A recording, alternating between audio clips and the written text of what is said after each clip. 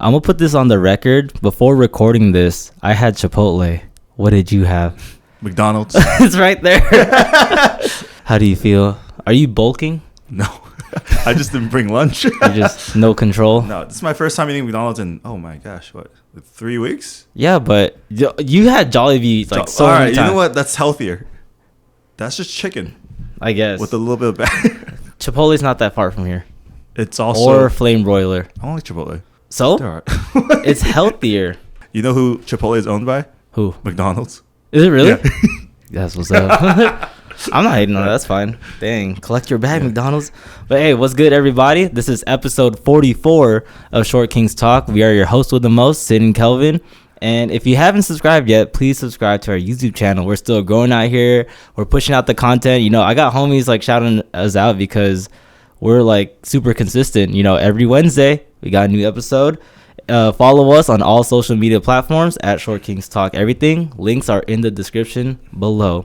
How do you feel after McDonald's? I don't know, man. My stomach sounds messy. See? So what happens when I don't eat crappy food for a while and then I eat fast food again? Yeah, so why don't you just eat something nice around here? Yeah, McDonald's. No. It's 3 minutes away. No. You know, technically Starbucks would be a healthier option, right? Yeah, but I ain't got that budget. No, it's like their food's not that bad. It's not? Yeah, it's I not only that- have their egg bites. That's just expensive as fuck. I don't know. Yeah. I like the wraps. Uh-huh. The wraps and sandwiches, like $5-6. Oh, It's actually, cool. McDonald's is more expensive nowadays. It's cool. Yeah. See. So today we are going to talk about the big three in terms of lifting. Oh, Kendrick. Oh, Oh snaps! No. Nah, motherfuck the big three. It's just big me. Who's your big three? For what? For hip hop? Yeah. All time? Yeah. All time. All time. Oh, okay. Q-Tip, Kanye, and probably Kendrick. Yeah. Kanye, So that's my Kanye. that's What my about- big three. What about Yeet? No, what? No, some of his music I is actually cool. like him on It's his cool. shit. It's cool. Yeah. Like I hate. Who's your big three then? Machine Gun Kelly. I'm just kidding. Dude, bro, I was like episode over, dude. I'm about to go home. I have better things to do. I don't. No plans Friday night. Kanye, Okay. Drake, Okay. and then Nas is a battle rapper. Okay. Yeah. As a battle rapper, why? Because of Ether Yeah. or? No, just as like stuff that when he was Oh, a okay. battle rapper. Yeah. Okay. I like Ether. He's Okay. cool. Yeah.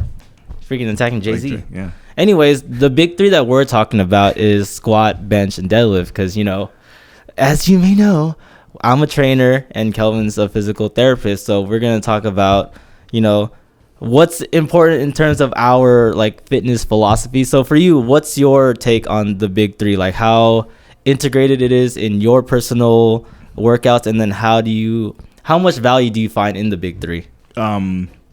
I want to preface this by saying you don't have to do the big three. It's Okay. just the most efficient way Okay. to train inside of a gym. If Right. you're my client, you Yeah. have to do the big three. It's just No more choice. time efficient, especially because Mhm. when you're not in one gym only, like let's say you have a home base, kind of like us, right? Yeah. Even we travel sometimes, right? Mhm. You know for sure every gym's got a squat rack Yeah. and a barbell, right? Yeah. And the bench, right? Yep.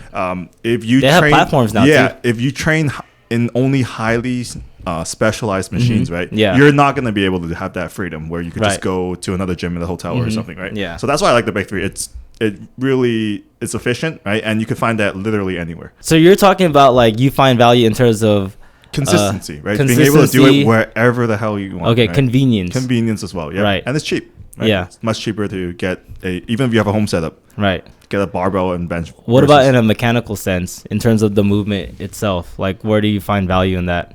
I think it teaches you all the core movements you need to live, Right. Like a Yeah. squat movement, up and down, a Yeah. hinge, right? Butt back and forth, some kind of pressing, Right. horizontal pressing. Yeah. And then if you want to add the 3.5, I also put overhead presses in some of my programs Okay. with the barbell. So that's vertical, right? Yeah. So that pretty much, if you add pull-ups to that, that's a complete program. Yeah. In my opinion, right? Right. And you get a lot of value in just being able to get stronger in all those movements. Right. That transfers to everything you're gonna do in life. I think so I agree too. I think it's the long-term value that you get from the big three. Yeah. Right. So for anyone who doesn't know Mark Ripatore's Starting Strength, like he emphasizes how the big three helps strengthen your ligaments and joints to prevent osteoporosis. And for me, you know, functional movement and mobility is like everything to me. Yeah. And I think that at least for the squat alone, that doing a perfect squat and being able to comfortably sit demonstrates so many aspects of mobility in your body, you know, like good hip rotation, thoracic extension, ankle dorsiflexion, eversion, X, Y, and Z, pelvis control, center of mass management. Exactly. Core strength. And then, so the thing is about the big three is that these are compound movements, which compound movements basically, like there's a primary mover, then you have your assistant or what's the secondary, tertiary, stabilizers, people call them. I call the antagonistic muscle stabilizers. Yeah, they're all stable. Every muscle is stabilizing. Yeah, right. But then, but then there's a primary mover, which is like the main muscle that is contributing to the leverage or the movement, and then the antagonistic muscle is like the one stabilizing. So, for example, for a squat, a main primary mover would be your quads, but then your hamstrings, which is antagonistic, is stabilizing, and your hip as you're going down. Yeah. So, exactly. So we're gonna break this down. We're gonna try to help everyone listening or watching how to squat, bench, and deadlift. What are some things to look out for in terms of perfect form?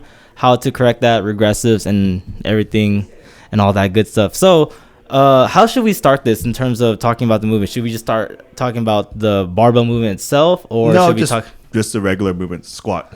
Okay, like squatting. How would you start someone with a squat? So this is my thing. So for you, how do you greenlight someone to squat on a barbell? I just have them try it. There's I mean, obviously, table test. I test their mobility when they're laying down. If they have. So you do that, right? Because for me, like, I do not know how to do that. Yeah. So what is a table test that you see, and then what other people can also value off of, or what they can do? Yeah, just like lay on your back and then get your knee to like about 90 degrees, and then do external internal rotation. So turn your leg outwards and inward. Right. See how much you get. Right, you're supposed to get about to squat comfortably. Yeah, at least like 70% external rotation. So your leg should be cranked outwards. Got you. And be able to point. You should be able to point your foot towards that bottom leg that's down. Okay. Right? And then when you go out, like at least be able to get a little bit outward. Got you. That will give you enough to at least perform a below parallel squat. Right. Anything less than that, you're gonna get pinned right at the middle. Yeah. But there's really no point. For me, during consultations, I just have them do a body squat. Yeah. Because I can see what's going on. Like for a lot of people, it's usually tight hips. Yeah. And then if you see ankles caving in, then it's like poor ankle mobility. And if you see a forward lean, then it's poor thoracic extension. You don't think some of that has to do with just motor control though? Oh, right? 100%. Yeah. Sometimes they have the mobility, right? They just can't. They don't know what to tell. Yeah. So that's what I was going to explain once we get into the barbell squat. I'm just talking about like what do you do in terms of greenlining someone to barbell? Attempt it, yeah. Okay. Yeah, the bodyweight squat, I think it's good. Body squat's good. And then again, like some people may or may not be strong enough to even just handle a 45-pound bar, which any adult should be able to. Yeah. But then it's the whole motor skills. Like, you know, they don't keep their core braced or they kind of just falter. They get a little scared. I get that, you know, mental focus is a big contributor in terms of moving these barbells. You have to understand, for us, it's very intuitive. Right. We've been doing this for years on ourselves. Yeah. And then we coach others for years, right? There are people who walk in who literally don't know how to walk. Like they are just, if you tell them to like slow down and like take a wider step, they literally don't know how. Right. So they could barely stand and walk because they work a desk job. They're very unathletic, right? Asking them to put something on their back and then performing a movement with tons of moving part, that's just gonna overload the shit out of them. It's like some of my clients, they feel frustrated because sometimes like things go awry, which is okay. It's a learned skill. Right? Exactly. Like it takes time. You know, you have to be you have to be very obsessive. You have to be ultra conscious of both your upper and lower body. There's a lot of things that you have to do. Where things should be moving. That's why it kind of pisses me off when you have some trainers here who are just very anti big three, and one of the reasons is because they cannot perform it themselves well, or they can't coach it well. Teach it. Yeah. And it's like there's so many years of not just trial and error learning about the squat, right? But also studies. You got to do a lot of homework to be able to teach this skill. It's the same as like throwing a punch, right? I'm sure me and you could throw a punch versus like a professional boxer. The actual technique. Oh, dude. Like we are probably rotation. Trash. Yeah. So like, but we don't go around saying, oh, the punch is useless because I don't know how to do it, right? Right. It's just very egotistical. Right. It's such a complex movement, right? Yeah. So let me go ahead and talk about how I coach someone to get under the squat. Yeah. So typically when you load yourself under the barbell, you want to be able to stand up about 2 inches, 2 to 4 to 5 inches, right? So that's where your rack height should be. So you should be in a small hinge to be able to just stand up, right? You shouldn't be like halfway through the squat. You shouldn't be super low. You also shouldn't be super high to tippy toe, right? Yeah. So one thing is like I tell them to get their whole body underneath the bar when they unrack. You should not be in a split stance to unrack the bar because you're favoring one leg.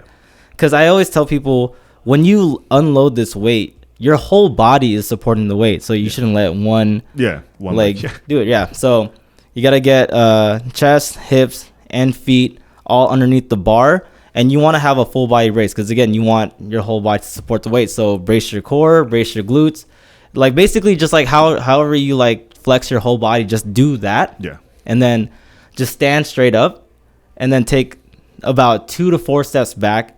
Get your feet about, I always say hip to shoulder width apart. I do not believe in wide stance squatting.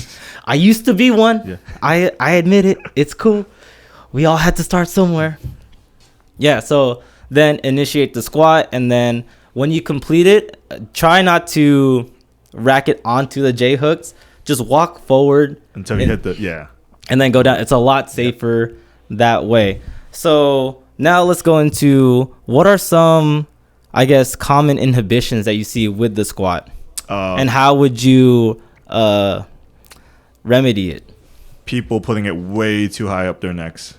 That's one of them. Okay, position at the vertebral. Oh yeah, like right on there, and then they crank their neck all the way up. Yeah. Okay. Because they're scared to put the bar onto. And then, I know, like for women, that shit hurts in the beginning. Right. I know you have very sensitive upper traps too, right? Yeah, I can't high bar at all. So there's also high bar, there's low bar. It's all on preference. Yeah. Right. And then the leverage, I hate it when people say that, oh, when you're low bar, you're way more like lumbar, like dominant, like hip dominant. You're more hip dominant. Yeah. But then the lever, like the difference between the two, it's so minute in my opinion. It's a lot though, even 10 degrees. Because if you draw the moment arm, right? If you have an extra 2/3 of the or 1/3 of the motion, that's like 1/3 more force. So I see why in the terms of physics they argue that the low bar it's more hip. I mean it's pretty much a half hinge. Yeah. Versus a high bar, your knee moment, right? Where the center of your body is to where the knee is, right? You draw a line, that horizontal line. That's how you measure force, by the way. So that's a lot more quad. So you're getting a little bit of both. But I think what people should do is dependent on their position, right? It's just let's see how long your legs are. Your femur, not your whole leg. The top of your thigh bone, right? Yeah. I'll adjust for that. Yeah. If I have a tall client, like if he had the LeBron, which is like a super long femur, very short tibia, then I'll like allow a wider squat. Yeah. But he doesn't. Yeah. So it's just the range of motion is just a lot longer. Yeah. So for like I just think if you are, some people are in the middle, like not high or low, right? Yeah. Because their thighs hella long and they have very stumpy shins, right? So I think it's just doing unless you're, I mean, if you're competing, then it's obviously a very technique based, right? You're trying to maximize every single piece of leverage you have. But if you're just like a gen pop trying to just squat some big weights, feel good, be strong and shit, just do what's comfortable for your own anatomy. That's true. Yeah. But then we're trying to like give information on how to properly access like your muscles, and then how to actually initiate these movements together. So I want to talk about more about inhibitions, because like I think for a lot of people, gen pop people, when they're trying to just learn themselves, or they're around a community where they don't boast like proper form, or they can't see like inhibitions or like that. So let's start with like the bottom. So a collapsing ankle. Collapsing ankle. Let's start with the ankle. So if you see like ankle inversion, so like if you see either the ankle's going like this or the heels are caving in, what's your remedy like that? Or what's the cause and what's your remedy for that? I mean, there's a couple of ways we kind of access that, right? First, is it just a motor control issue, right? Are they really collapsing, or do they just not know how to put weight through their leg bone? Right? They're just relying all on the ankle. If there's like knee valgus or it's like significant knee valgus, or the other thing is like people tend to kind of pause right there. Sorry, knee valgus is when your knees cave in. Yeah, when you're doing the I gotta pee. Yeah. Just for people who don't know. Yeah. Again, when you're trying to kind of access your entire foot, right? People do like the tripod. Analogy, right? They're like, oh, put pressure through your big toe, pinky toe, and your heel. Yeah. So that's a good way to kind of, and I know some people screw their feet out, very ripple toe-esque, to screw your feet. I believe in the tripod. Yeah, so tripod's good. You want that full foot pressure. But for some people, right, they can't do that. Right. So what they do is they just put all their weight through the inside of their ankle. Right. And then your feet collapses. The easiest way to remedy that is to just elevate the ground up to them. Slightly. Really? So that's what you do? Not as a squat. So have them do like body weight squats with that increased pressure. It's gonna feel uncomfortable because it's gonna feel like someone jamming the crap out of your inner foot. Yeah. Right. You do that a couple of times, they're gonna avoid it. So I've done that too. So I've done like if it's a really light weight, I'll put my hand on the inside, and then like if they're pressing against my hand, I told them like, hey, you're not supposed to do this. It's gonna feel like you're touching the outside. It's gonna feel strange at first, but you'll acclimate to it. And what I've also found is that if their ankles collapse, it's also poor internal hip rotation. Internal or ankle dorsiflexion. Right. Yeah. If your shin bone doesn't go as far forward, right? Yeah. Your body's gonna want to turn everything inward. Exactly. Right? Yeah. So a lot of times I give my clients the butterfly stretch to improve internal hip rotation. So I just do that. But at the same time, in terms of ankle dorsiflexion, I do like the foot and then knee touching the wall. That works. Yeah. For the most part. Yeah. So that's it too. And then in terms of bracing, so mechanically, the way I think about everything is like I have to think about everything at the same time, which is it's very hard for people to think about, right? So the way I do it is like once I unrack, I take breathing is a really big thing because you have to brace your core. You need that central integrity for all these lifts, right? So I take a big breath, I squeeze my core, I squeeze my glutes, and then when I squat, this is what I think about. One, I anticipate when I'm gonna go up. Yeah. Right. So like I know how it feels to hit depth. Yeah. And I just try to shoot myself up. And then this is where it's like very much a compound movement. So I think about three things, and I think about the same thing with the deadlift too. So I drive through my feet. So I think about driving not only through my heels but my toes, because a lot of people like have that common issue where they fall forward. Yeah. Exactly. Yeah. I fell forward on Monday. But drive through your whole feet, and then drive your hips forward, and then also using your upper body to drive it up, which I feel like a lot of people, I get that squats are a more leg dominant exercise, but again, where's the barbell? It's on your upper body. So like I just use it to drive it up. Yeah. So that's how I think about doing that. And then you have to think about it all simultaneous, right? Yeah. What's your thoughts on that? Yeah, that's fine. Yeah. That's how I usually coach bracing. I just tell them to like don't drop the soap, right? Get your ass pretty much, just squeeze your butt. Yeah. Right? Like higher up, not your actual cheeks, but the back road, right? So then I just have them take a deep breath in. Most of the time it works. For some people, they start to squeeze their abs, like they suck in their core. Oh yeah. So you have to push it out. Yeah, you push out. You push so you out. have to push out. Yeah. So that's it. Yeah. So there's that, and then a lot of people don't think about driving from their feet. It's hard for some people. They legit can't So there's one test I do. So I have them hug their knee while they're sitting down, and then I have them just press into the ground. You'd be surprised how many people can't even do that. Because when you're thinking about pushing into the ground, it's a lot of hip extension. So you're sitting down, you're still using your butt, right? Right. To press down. And a lot of people just don't know how to do that. So that's a good way to start. Just have them hug a knee and then just literally push down into the ground. Okay. Right. And then have them do that and then stand up. Yeah. Okay. And then that's pretty much a squat. My usual cue is just pretend you're pushing the ground away from you. Yeah. But then they go on their toes then if you do that. Not really. Yeah. Like if I tell them to drive from their heel and their toes. But I do verbal cues with all my clients, like the whole entire time. Like even if they understand it, because I'm their trainer, like, you know, it's my job to make sure they're doing it correctly and just to always reiterate, just to engrave it in their mind. So let's talk about another issue that is common with a lot of Gen Pop powerlifters, and that's the excess forward lean for the squat. So why is that? Why is that an occurrence?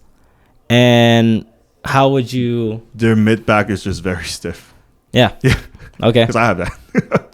Yeah, but you don't have that excess forward lean. No, but because I actively try to correct it. Yeah, but I know why it's happening, because they don't have extension. We call it thoracic extension, which means mid back needs to go back. Yeah, right? Mid to upper back. Like you should be able to do this. Yep, but a lot of them can't. Exactly. So that's why you see their grip too. Like they're so like what are some common like tight areas preventing a full thoracic extension in their back? No, just middle of the back where the shoulder blades meet. Right. Yeah. Okay. That's pretty much it. So prone cobra or upward dog if you do yoga. Yeah. Really good one. Or if you just literally stay on the foam roller for like 5. Oh, like lie down on reps, it. Yeah, and just do like sit-ups on the foam roller. That usually works. But also practice these like movements. Like, you know, be more obsessed of the form rather than the weight. That's why I really don't like when people try to coach or they see that they're forward leaning, right? Yeah. So they're like, oh, you must be lacking quad strength. Therefore, I'm going to have you do front squats to remedy that.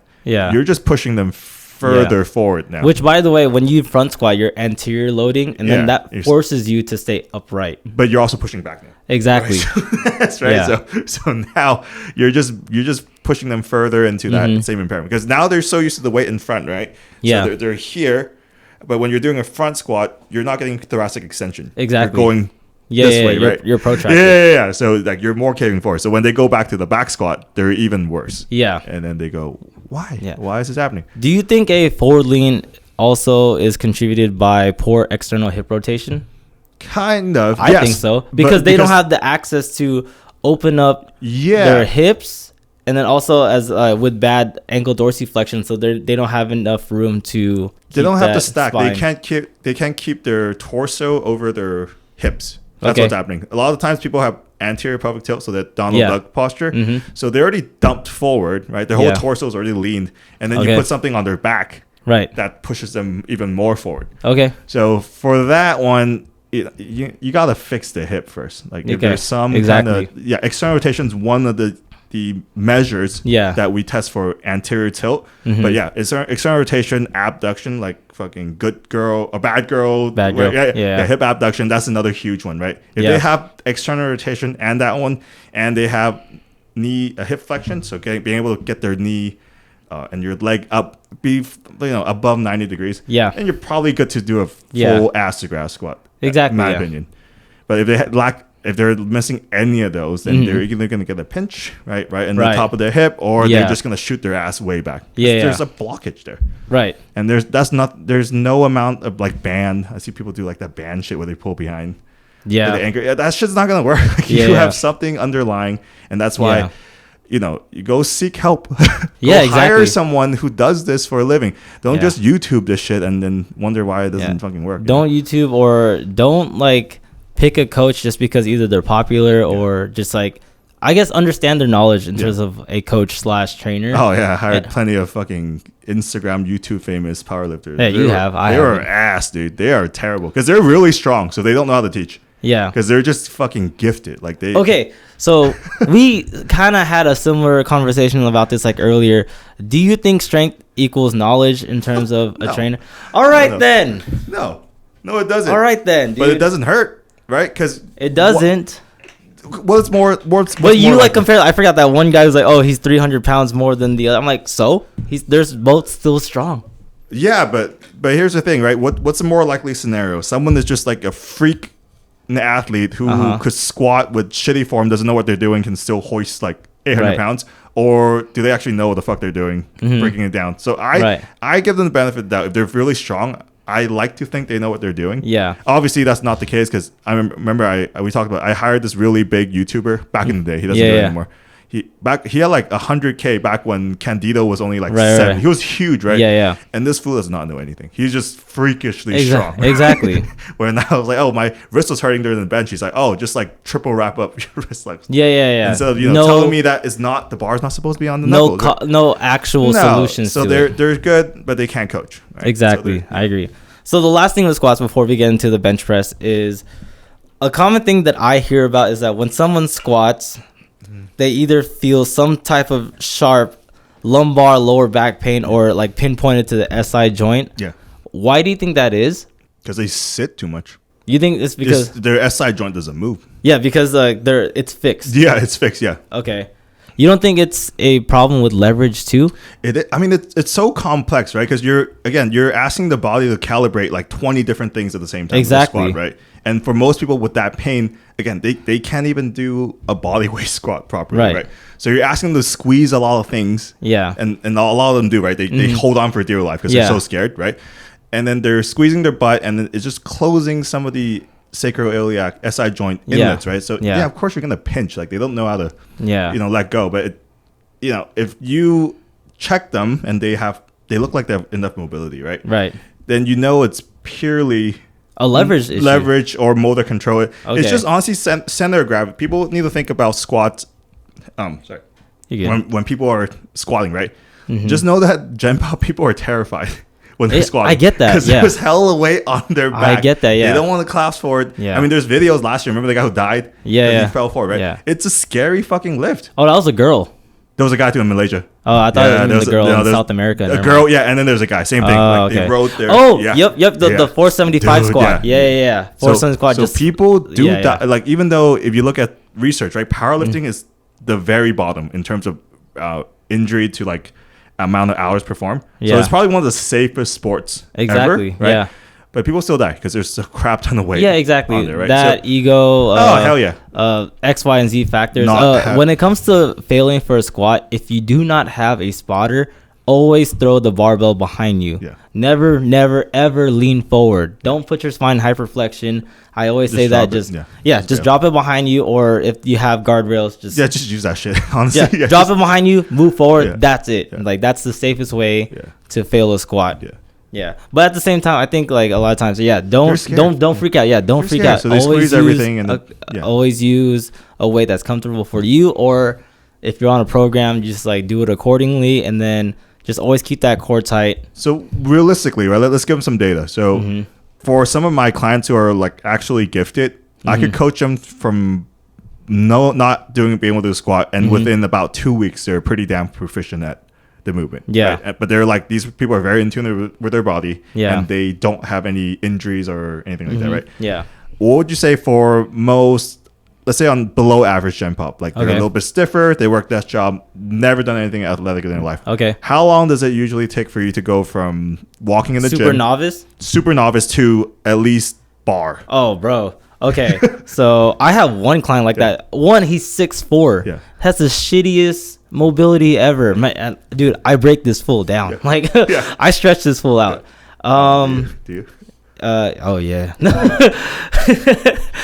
I would say as of right now, his squat, I would grade it like a 6.57 out of 10, and it's been about 2.5 months. Yep. Yeah, it takes a long time, which again, like, don't let your hubris like take over and be like, yo, I can get this down. Like, just take your time. It's cool. It's fine. Like, mobility, flexibility, takes some time. Motor control. Yeah, motor control takes a lot of time. But once you master the movement, it's just strength gains from there. People get really frustrated. I get that. Because they think they're just able to throw a bar in their back and just squat. They don't see all the technical aspects of it, right? Exactly. I think they should treat it like Olympic lifting. Because no one ever goes into the gym and thinks they're going to be able to snatch or clean and jerk. Because that shit looks complex. I don't know. I've seen some shit here in the gym, man. Do it well, right? But a gen pop client comes into the gym. Let's say they want to train Olympic lifting, right? Yeah. They kind of have an expectation. Oh, this just going to take a while, right? But for a squat, for some reason, everyone's just like, oh, I should be mastering this in one session. Because it's quote unquote like a basic movement. It's not though. It's probably, I think, in terms of the actual amount of like brain power needed, is the hardest of the big three, in my opinion. I agree. Because there's a weight on your back. Deadlift, there's only one way up. Concentric. That's it. A bench press, one way. A squat. No. There's two ways. Come on, man. Yeah. Bench, even two way. There's eccentric too, man. It's one straight line path. You're worrying about one joint going up. Okay. All right. But the squat, it's like you got to worry about your hips, back. Like everything is. Yeah. Okay. It's very complex. The bench is just. I know it's also a good marker to show that you have good control. Good control and mobility is the squat. Do your clients get frustrated when they can't do it after like a week? Mine do. No, because I explained to them why it's not like that. But at the same time, like if a client comes to me and then they want to learn how to squat, which again, if you're my client, you're going to squat. Yeah. I don't put them under the bar until I green like that. Yeah, that's pretty much it. And then take it slow and then see how their weight threshold is. But moving forward to that, let's go into bench press, which is an upper body movement, but still a compound movement. I explained this to a lot of people. The bench press is the only barbell movement that's not linear. It's not a straight line. J. It's oh my God. Hey, bless this guy right here. Bless this man. He's been reading the studies. Because I keep telling people, okay. Oh my God. Okay, so let me first explain how I set up for the bench press and then the whole barbell movement. Then you can understand why Kelvin said that it's a J movement. So first things first, it's to get your body in position. Your eyes should be parallel to the barbell. Yeah. That's what I say. Yeah. And then you have to have your body integrity. So you have to pull your shoulder blades back because that starts thoracic extension. You got to keep your back tight and then keep your glutes and abs tight. And that already creates a natural arch, which is perfectly fine, right? Yeah. Exactly. There's nothing wrong with the arch. So pull your shoulders back, keep the back tight. And then when you hand placement is very subjective, but there's studies on like if you go wider, X, Y, and Z. All I say is that when you lower the barbell, just make sure your elbows and your wrists are parallel because then it's all supported together. Like make sure it's not like this. Make sure it's not too close grip, So when it comes to unracking, again, keep your body tight, hands symmetrical on the bar. When you unrack it, the barbell starts parallel to your shoulders. And then when you lower it, it goes parallel to your sternum or lower chest. Or if you're one of my guy clients, I just joke around and say nipples because I can't say that to a girl. Why not? Girls have nipples? Yeah, but they have boobs. Like if they're lying down, those nipples might be like... They need to invest in a sports bra. Anyways, so it goes to lower chest, to your sternum, and then when you drive it up, you don't drive it vertically up. Yeah. You drive it back towards your shoulders. Yeah. And there's studies where instead of a diagonal direction from your sternum to your shoulders, it's a J movement because it activates exterior pec, anterior shoulders, and then your triceps back to your shoulders, right? So that's the whole like bench press mechanics. And then when you rack it, same thing like a squat. Just don't try to put it on the J hook. Just bring it back and then rack it that way. Yeah. Exactly. Yeah. All right. So let me ask you this. Exactly. So it's a J movement. Woo! That's tight that you said that because I was like, oh man, I was like, I wonder who else knows about this. But anyways, what was I gonna say? A common thing that I see in terms of inhibitions is shoulder pain, and a lot of times it's because they put their elbows at 180. So in terms of flaring your elbows, this is what I say. Like it's okay to flare your elbows a little bit, just can't go to full 180. What's your point? What's your take on that? I don't, because like the moment you get 180, like you start internal rotating your shoulders with a barbell. So it's like a more like closed, fixed kinetic movement. It just depends on, this is fine if you're able to keep your shoulder blades in a good position. Right. If your scap. But then if you do dumbbell, it's perfectly fine. Yeah. But then with a barbell, because there's so many moving parts, again, like for a lot of people, they'll start internally rotating your shoulders. And then with all that load, then that's what causes like the shoulder pain, shoulder injuries. But if they're able to pin their scap, it's fine, right? Okay. Right? No, I'm asking, is it fine? Right? Because if you pinch your shoulder blades together and then you get up here, you're blocked. Yeah. Right? You're not going to get any further than that. Okay. So, I have some girls that could only bench near 90. Yeah. Because they're super hyper mobile. I think near 90 is perfectly fine as long as it doesn't go 180. Yeah, but like they don't do this, right? So when you demonstrate the 90, they're like shrugged the fuck up, right? Right. So what I'm talking about is 90 degrees of shoulder flexion. So if they keep their shoulder blades down, this is 90. And then they're anchored down. down. This is 90. 90 is cool. Yeah, okay. But like a lot of people are scared to go, near their collarbone because they're like, I'm going to fuck my shoulders. If you keep your shoulder blades down, right, you're going to be blocked. You're going to get to a point where you literally can't move, right? Then you could do whatever the hell you want. In my opinion, I think that's a lot of thinking for the person. Yeah, that's why. So I just tell them, like, it's like, it's okay to flare just a little bit, just don't go.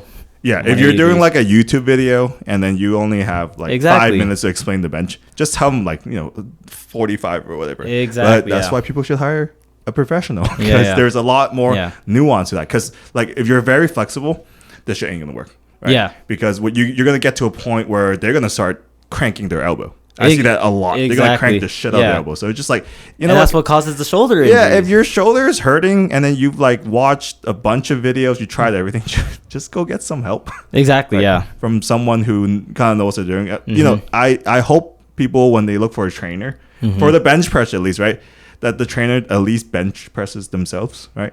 Like their body weight. No, just like they're just doing the movement, right? That they there's people here who teach the fucking bench press who can't even bench press at all, right? That's why quote unquote shoulder injuries. Whatever, but exactly. Yeah. But again, we're trying to prevent like injuries, inhibitions. Yeah, so on the understand. General, I hate giving like general advice, right? But 45. Again, we're trying to help people and then have them understand, but at the same time get like a more in-depth process. More. Yeah, we could go on for like 10 episodes if we want to talk about because for me, when I bench, I do a slight flare because that helps me a lot.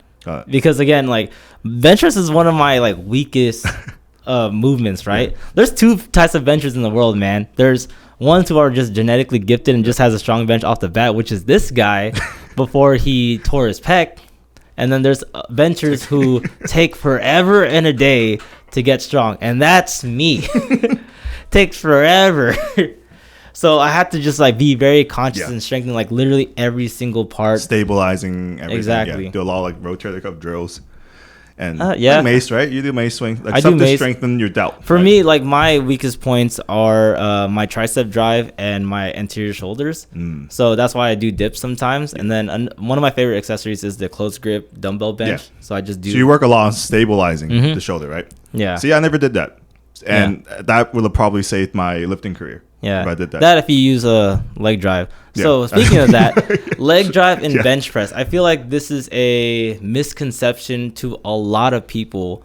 With like, a bridge to just lift their ass off. Exactly. So for you, what's your definition of leg drive with the bench press? You're just shoving your upper back harder into the bench. No, what I mean was like do you think people are actually, I guess, driving? How like they, how they do it with the squat and the deadlift? Yeah. Do you think it's the same exact thing going on with the bench press? It's more like creating more tension in your torso. Woo! This guy's the guy. He's so good. You should hire him. Because I told people the same thing. Like leg drive is actually leg stability. Yeah, it's just increasing your leg stability. It's making sure your lower extremities are just so fortified that everything else can just be like, all right. That's basically it. But I told them just drive your feet to the floor, and then that's it. Don't. I say don't scoot up your butt because a lot of times they have the problem of scooting themselves up the bench. They bridge. And then they just fuck up the whole like movement itself. So just drive your feet to the floor and just keep your glutes and abs tight. Yeah. Don't do that stupid tippy toe shit where you bend your knee all the way back. Or I guess you can if you want. You can technically because some powerlifting federations allow that. Yeah. But now. As a new rule, because if you ever see any like strong benchers on TikTok, Instagram, whatever, you see people with like the super hyper like extended like backs, and then so their range of motion is just like like that. Now the new rule is your 90, elbows has to bend 90. Bend 90. IPF only though, right? No, it's both. Oh, both. It's both shit. now. Okay. Yeah, IPF and IPL. Yeah, it's gonna ruin a lot of women records. Not being sexist, but because they're more flexible. Because they're way more flexible. Yeah, exactly. Exactly. All right. Any other final tips or I guess common inhibitions that you can give advice for the bench press? Just elbow. People have a lot of elbow issues. Yeah. Elbow and shoulder issues. Yeah. If you get big enough delts, you can offset a lot of the stuff. That's why men are such much better benchers, right? Just because muscle size wise, they're like rock. Dude, like have you seen those those equipped guys? Yeah. They're built like I know they're using equipment. They're built like a fucking brick house. Yeah, dude. yeah, Like they're solid as they're like 1,200 pounds on their shit. Yeah. Nothing's moving. Yeah. Mark Bell, I think, had like an 800 like equipped bench. Yeah. So there's that too. My biggest advice for bench is to focus on that J movement. So making sure you lower the barbell to your sternum or your lower chest, and when you drive it, just drive towards your shoulders. That's really it. Yeah. That's my biggest. So don't try to drive up where it's parallel to your lower chest. Drive up to your shoulders. That's my biggest tip for that. All right. Moving on to the last one, which is the deadlift. I'm going to start off with this. What's your take on conventional versus sumo? Sumo's fine for powerlifting. Okay. Yeah. If you're competing in the sport, I get it. Some people have better leverages. Yeah. I just don't like sumo for muscular development. Deadlift in general is kind of like an ass exercise, honestly. Yeah. Like it's a very poor back exercise. You work your erectors, some of the low back erectors. Yeah, your erectors are but like people use it for like lat and trap. Like, nah, I don't think so. Okay. Because you're just holding it. Right? Yeah, it's stabilizing. It's just stabilizing, right? So deadlift's really good for hip and erectors, hamstring, glutes, erectors. Yeah, but I would argue if you want to really do hamstrings, just do RDLs or stiff leg, right? So the deadlift itself, like it's cool. It's a cool exercise, but like sumo, there's really no utility in terms of like muscle building. You get some adductor, a lot of inner thigh, some quad, but not very little, but less hip, way less hip than a deadlift, and much less than the hip thrust. Yeah. My whole issue with sumo is I think sumo is fine for any movement. I think anything's fine as long as form is correct. Yeah. Which in most times, a lot of people like do sumo, but their body wants to subconsciously leverage conventional. They're just leaning where forward, now their glutes and lumbar become a primary mover, and you're moving it that way. Because that's the way they're coached, right? Because they're like, they usually come from a conventional background, right? Yeah. And then some of them, I'm not gonna generalize. They're like, I could do sumo because I want to do an easier lift, right? Yeah. So, or it's like the popular whatever. They see their friends do it. So they try to focus on the same muscle groups that are the primary mover, which is their posterior chain, right? Butt, hamstring, and whatever, right? But in the sumo position, you're a lot more upright, right? So you're gonna trace some of that butt for your inner thigh. Yeah. And a lot of lifters don't know how to use their inner thighs. Yeah, they don't know how to use their or a lot of times, like this is actually the same thing for a squat too. Yeah. A lot of people they get nervous once they feel tension in their groin, groin, anterior hip, just like in that inner area. Yep. So and they think it's gonna tear. Yeah. So going back to the squat, like when you get in the hole, when you actually hit depth, you're gonna feel a lot of weight. But then again, don't panic. Yeah. Just know that it's just being used. Yeah. It's right. Yeah. It's not pulling. Yeah. Nothing. You're fine. Yeah, so they're afraid to do that. So what they do is instead of putting pressure through their inner thigh, they lean forward. Exactly. To take the pressure off. And then you're just doing a fucking conventional with a really weird stance. Yeah. Which again, like I'm not a fan of the hybrid. So if you're doing sumo, do sumo. If you do conventional, stick to one. Exactly. Yeah. Like which is perfectly fine. Yeah. Right. So in terms of cues, when I teach a client, I always say I conventional deadlift. So like I'm not gonna teach sumo on this episode, so I'm sorry. Any sumo listeners or watchers, find someone else. We're conventional deadlifters here. So again, feet hip width apart, and then they go under the bar. And I tell them like wherever your shoes are tied, that should be parallel under the bar. Second row of laces or whatever. Right. Yep. And then I have them stand straight up. Yep. So I tell them like if you stand straight up, brace your core, brace your back, brace your glutes. That's your end position. Right? So all you have to do is just reverse that to get into your starting position. So I tell them to hinge their hips back. So don't go down like a squat. Just pull that ass back. And then you could bend your knees a little bit. And then your hands are parallel to your shoulders when you grab the bar. And then just have your chest up. The most important thing is to have your spine be neutral the entire time. And then when you pull, like, again, your lumbar, your lower back is a primary mover in terms of deadlift, but do not think about pulling with that because you're putting too much leverage and then you're going to end up hurting yourself. So what I tell them is to drive through their feet, so push through your legs, and then pull up with their chest and shoulders, because that maintains thoracic extension, and then that further keeps your spine neutral. And then keep the barbell close to your body, and then just complete the movement, and then just reverse it back down. Yeah, so that's what I tell them. Do you tell them anything different, or? I just tell them to leg press the bar until it's about mid-shin, and then hip thrust it the rest of the way. Yeah, exactly. Or I wouldn't say mid-shin. For my opinion, like for that leg drive, that initial leg drive, I think it's more valuable until you get past your knee. Past the knee? Oh, damn. That's my opinion. For like that's true, though. Optimal leg drive, get that barbell past your knee. Like if you're struggling from the ground to your knee, it's because you're not using enough legs. You're not pushing through your feet. So push through your feet, and then the moment it passes your knee, upper hamstring, glutes, like upper body just take over, and you're just like, and it's easy from there. The hardest part is from right below the knee to right. Everyone so fails there, and then they start like using their thighs to like kip it up. So a common inhibition or a common issue with a lot of people trying to deadlift is the rounded back. Rounded and lumbar. Some people say it's okay. No. Some people say it's okay. No. I will say it is, but you're cranking on your low back, right? Obviously, everyone's good until they're not. Yeah. That's why I tell them. No, dude. Like, dude. So we're trying to teach perfect form here, man. Yeah, but we gotta set a good example. It's not gonna kill them, but it does wear out. It does rub a shit load of. It puts a ton of pressure on your back, right? Exactly. So if you're young and able, like how I used to be, right? It's fine. Once you get older, right? You're still young. Yeah, it's gonna get a lot more difficult. Okay. Right, and then you also run into the problem of you're gonna get really overdeveloped erectors. Yeah. And then if you have super stiff erectors, that's gonna fuck with you later on when you do try to do it with good form. Yeah. That's what I struggled with. Okay. Because I was always a rounded puller. Oh, okay. And then my low back became hella stiff because I had to, right, to adapt to it. And then when you were teaching me to do it with good form, that shit took like 5 months. Yeah. It takes time. Yeah. But now we're back straight. So yeah. Okay. So when it comes to a rounded lower back. Hell no, not the lower back. Yeah, okay, no, never. I know, but I'm saying this now. So in terms of like seeing someone do a rounded lower back and a rounded upper back, or one or the other, how do you address it? How do you fix that? Do you fix both at the same time? Do you try to fix the lower back first and get that neutral, and then focus on low back? Yeah, low back, 100%. Because the upper back's not going to injure you, right? You round your lower back and you're done. Yeah, you put that inflection. Yeah, you're done. It's over. You're done. Yeah, you're done. So how do you correct that?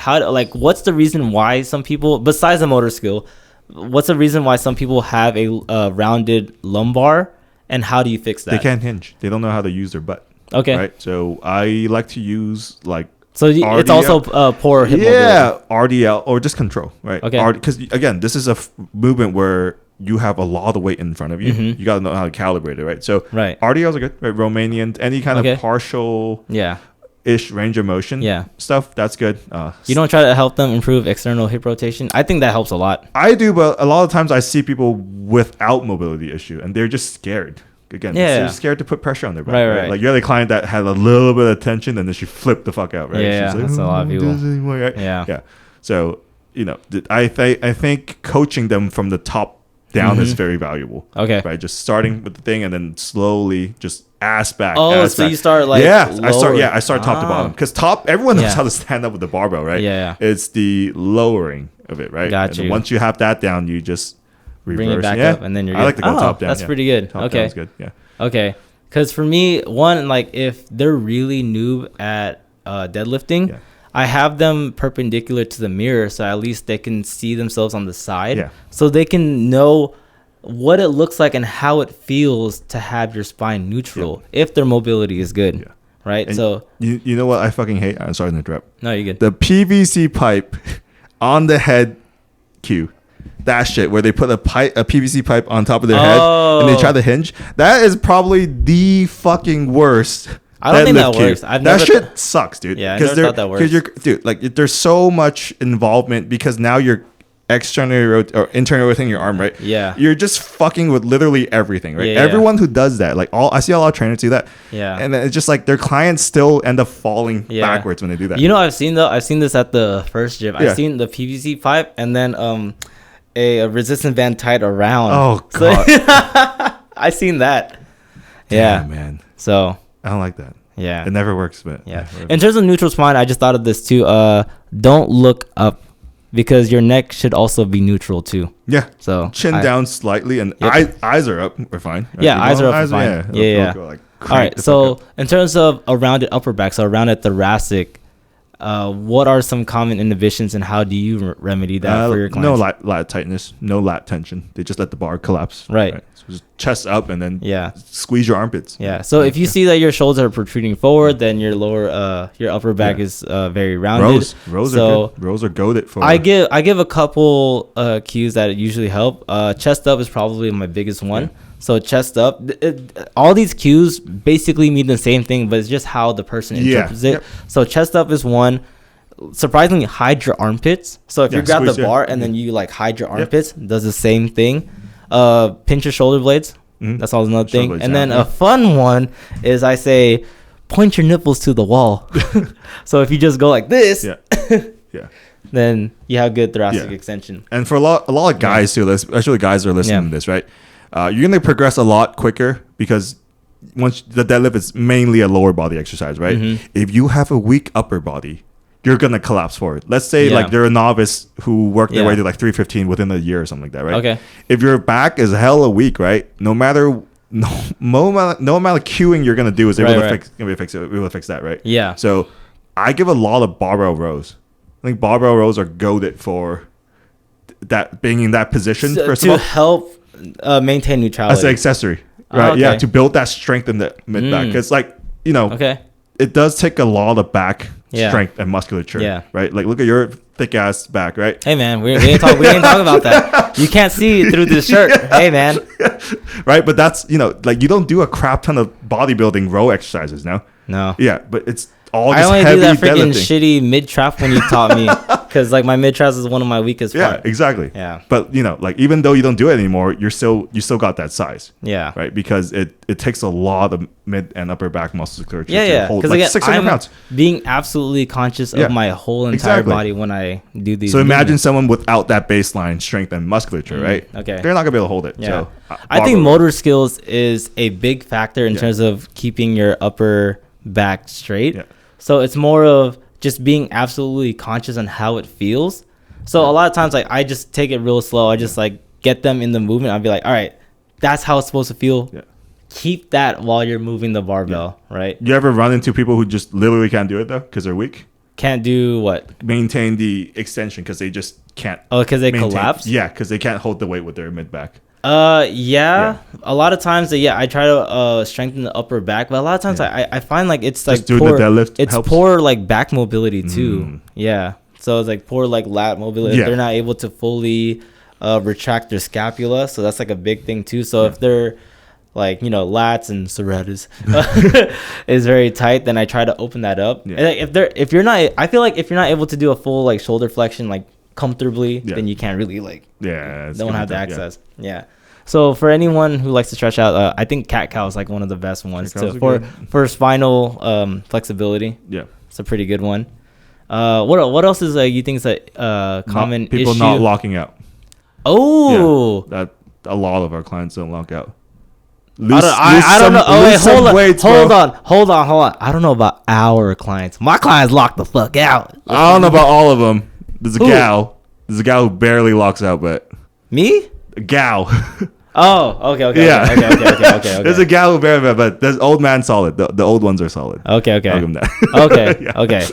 Okay. In terms of locking out, I think that's a clear indication that you're just not using your glutes.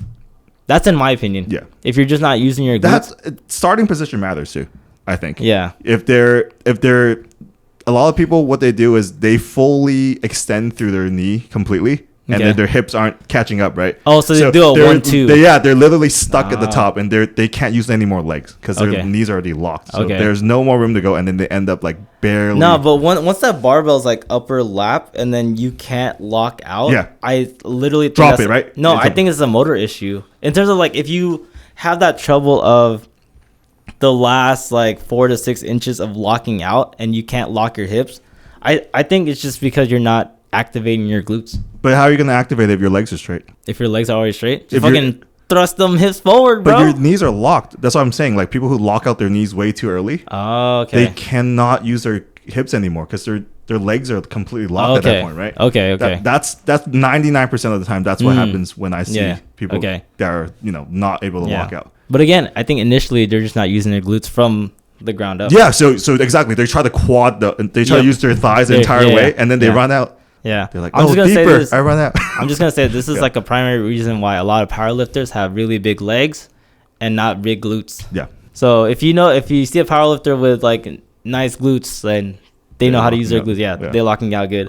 Like me, got this dumb truck that I don't want, man. God damn it! I hate when friends comment about it. I'm like, fuck. Like, and then stop looking. Also, if you're bigger, it's hard to lock out because you're fat.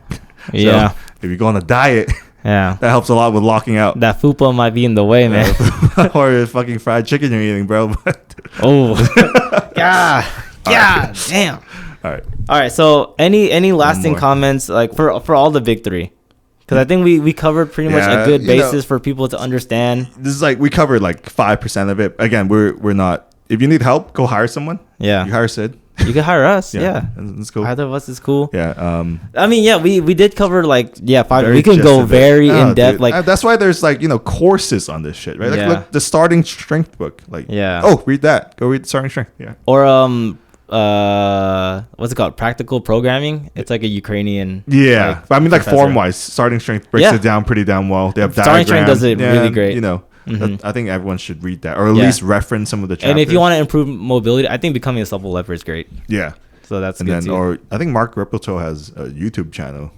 He does, but his stuff lately is kind of weird, man. No, his OG stuff. Yeah. No one's gonna scroll that down, man. With that guy with the big ass thighs, but like tiny ass arms. No one's But again, like this episode is just to break down just a base understanding of the big three: squat, bench, and deadlift. We can go into I would say like intermechanical stuff. If you're gonna start your journey and be like you're like, all right, I'm gonna get really good at these 3 lifts, right? Yeah. Give yourself like 6 months to a year to get comfortable with it. Right. It takes a long ass time to do it. You're not just gonna be able to walk in the gym and watch a YouTube video and be proficient, unless you're like one of those freak athletes and.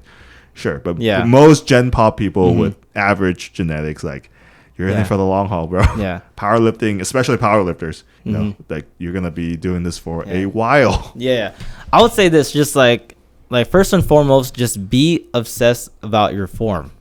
Just try to master the form. That's it. No powerlifter is gonna do that though. I don't care, dude. Like, just be obsessed with your form because once you master the form, it's just strength gains from there. Yes, I tell that to every single client. Yeah, they don't believe until you get injured. Because once you get injured, no, hell no. Once you get injured, your entire lifting career has to change. Nope. Right? I'm so obsessed with form and preventing injury that no injury. Knock on wood. Hey man, never injured unless I'm skating because like fucking sprain ankles and shit. But yeah, again, we hope you enjoyed this episode. Like this is us just breaking down just a common understanding of squat, bench, and deadlift. If you have any questions or you want to further contact us, you can contact Kelvin. Again, he's a physical therapist. His Instagram is at Dr. Sixpack. You can follow me. You can actually follow me on my fitness one, since now we're talking about like a fitness related one. So that's Mascardo Fit. All links are in the description below. If you made this far, we like to thank y'all, man. We appreciate all the support, all the listens and watches. You gotta tell people about us, man. And since we're talking about exercise and squat, bench, and deadlift, send this to someone. If they have the time to listen to this whole thing. We hope we provided decent, some good information about this. Something to sleep on. Yeah. Again, hit us up about it. Follow us on all social media platforms at Short Kings Talk Everything. Links are in the description below. If you want a more further, analysis of, the big three or programming, just ask us, just tell us, or whatever you want us to talk about, we'll talk about. Yeah, because apparently, as of right now, the friggin' talking about Asian hate did pretty well. Everything about Asians, anime, or what you see those. I see those podcasts blow up immediately. Yeah, but that's just not what we do. So we're gonna stay true to our guns. Yeah, we're getting 5 subs a week. I guess the Asian stuff is like, let's start with the Filipinos are the strongest powerlifters on earth. Yo, before we end this, dude, This Filipino hate on YouTube is hilarious. Man, I thought you were tight, bro. No. Before we end this, no. It's not that. It's not the hate. It's more of you don't love your mom. No, not even that. No, dude, you got. Dude, I saw that. There's hella comments, dude. There's hella comments on that, dude. If I could just read some, like, you'll think otherwise in the future. Save those memories. Cherish them now. She won't be around forever. Or bro doesn't love his mom, dude. I got like 2 to 3 comments on that one post. You got, dude. There's hella over here. Yeah, but man. what is it with that? Because I checked their profile. They're Filipino too. I don't know. What's with the self-hate? They're like, oh, Filipinos gotta always have someone in the media. I think it's just internet hate, man. That's wild, man. But hey, any engagement is good engagement. So again, tell people about us. Until next episode. All right. Yeah.